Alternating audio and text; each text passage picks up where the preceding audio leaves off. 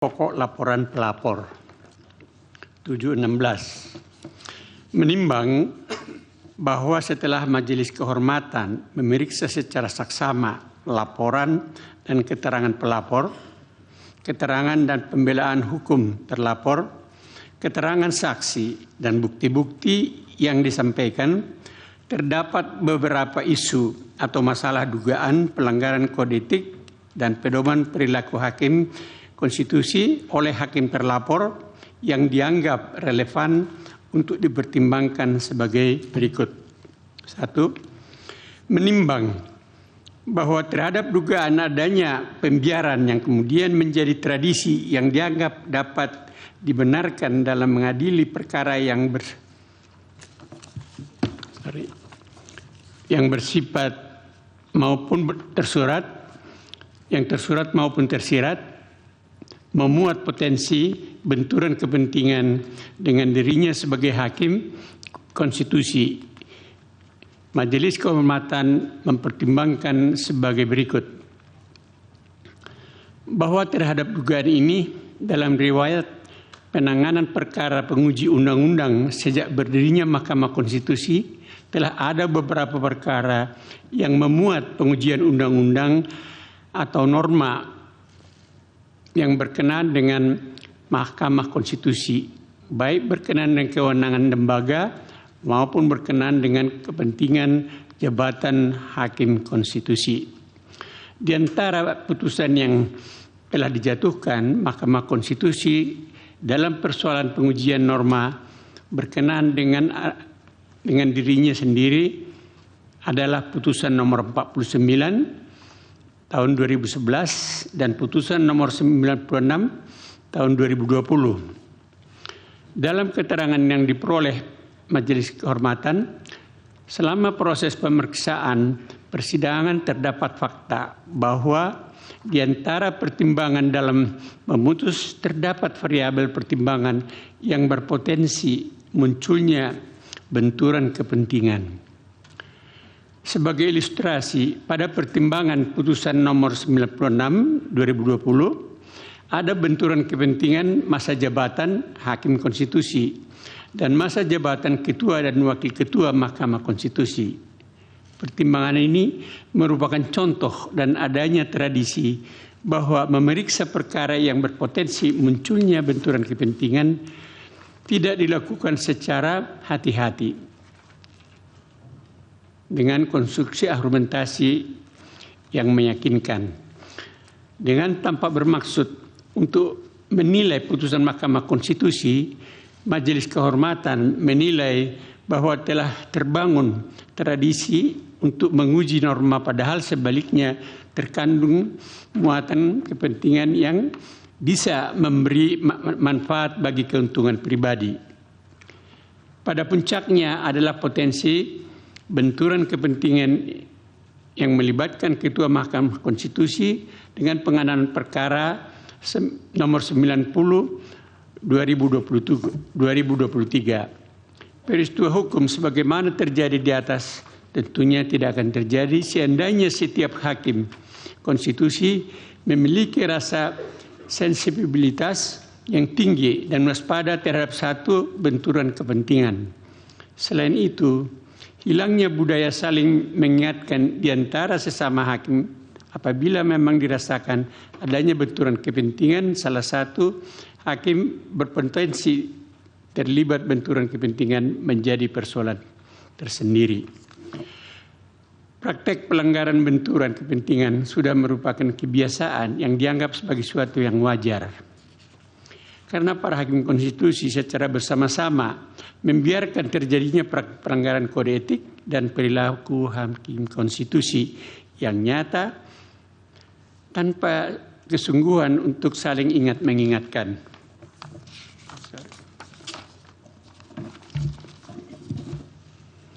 Serta hakim termasuk terhadap pimpinan karena budaya kerja yang awah pekeuh, sehingga prinsip kesetaraan antara hakim terabaikan dan praktek pelanggaran etika biasa terjadi. Dengan demikian, para hakim terlapor secara bersama-sama terbuka melanggar Sabta Kirida Utama, terbukti melanggar Sabta Husada Utama, prinsip kesetaraan dan kesopanan, penerapan angka 1. 2. Menimbang bahwa terhadap temuan Majelis Kehormatan terhadap adanya kebocoran informasi dalam rapat permusyawaratan hakim yang bersifat rahasia, Majelis Kehormatan mempertimbangkan sebagai berikut. Bahwa selain menerima laporan dari pelapor dari pelapor, Majelis Kehormatan juga memeriksa temuan berupa kebocoran informasi dalam persidangan.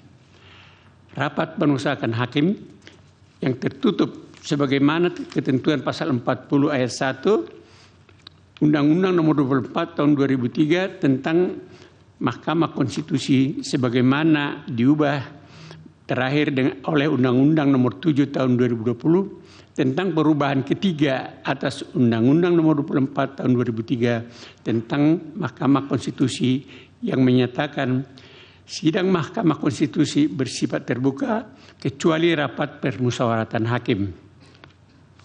Oleh karena itu, tidak semua orang dapat turut serta dalam RPH.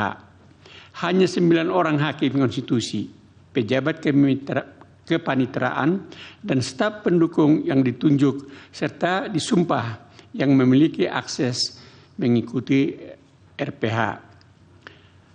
Namun mengapa informasi mengenai pengambilan keputusan perkara nomor 90/2023 secara rinci dapat diketahui dan dipublis di media? Apakah kebocoran informasi dimaksud dilakukan oleh hakim atau oleh pejabat dan staf pendukung RPH? Kebocoran ini diuraikan secara jelas dan terungkap dalam pemberitaan di majalah Tempo yang berjudul Skandal Mahkamah Keluarga tanggal 22 Oktober 2023 tentang beberapa hari perkara nomor 90 tahun 2003 diputus. Majalah Tempo mengurai secara rinci dan jelas peristiwa apa yang terjadi dalam rapat permusyawaratan hakim saat para hakim memutus perkara nomor 90 tahun 2003 yang berdasarkan keterangan majalah Tempo. Informasi diperoleh dari 2 narasumber yang salah satunya petugas MK.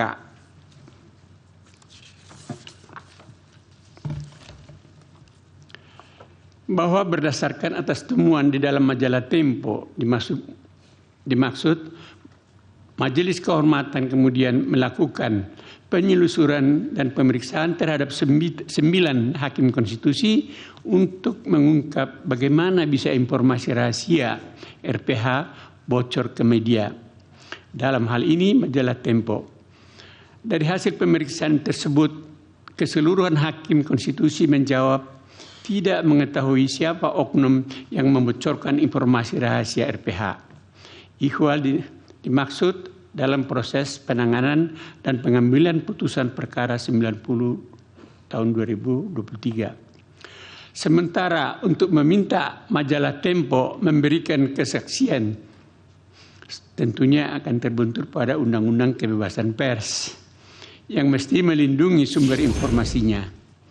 Oleh karena Majelis Kehormatan tidak dapat meneruskan dan membuktikan ihwal kebocoran rahasia RPH terkait dengan penanganan dan pemeriksaan perkara nomor 90 tahun 2023 dilakukan oleh siapa, untuk apa.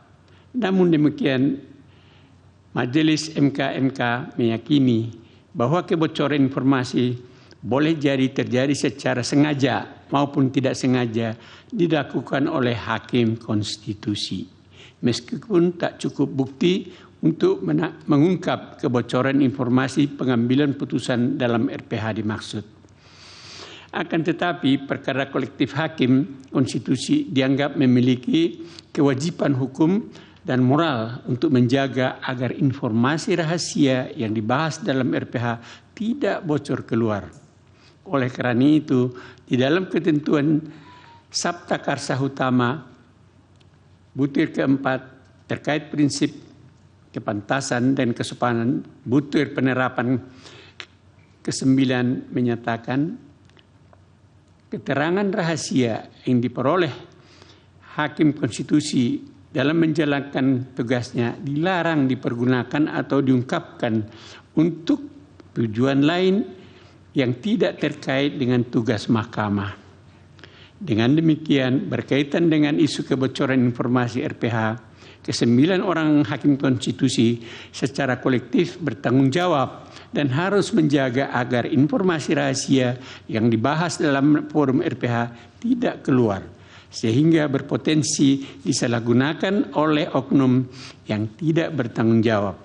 Dengan begitu, menurut Majelis Kehormatan, ke-9 orang hakim konstitusi dianggap telah melanggar prinsip kepantasan dan kesopanan, khususnya butir penerapan 9. Jelajahi cara baru mendapatkan informasi. Download Metro TV Extend sekarang.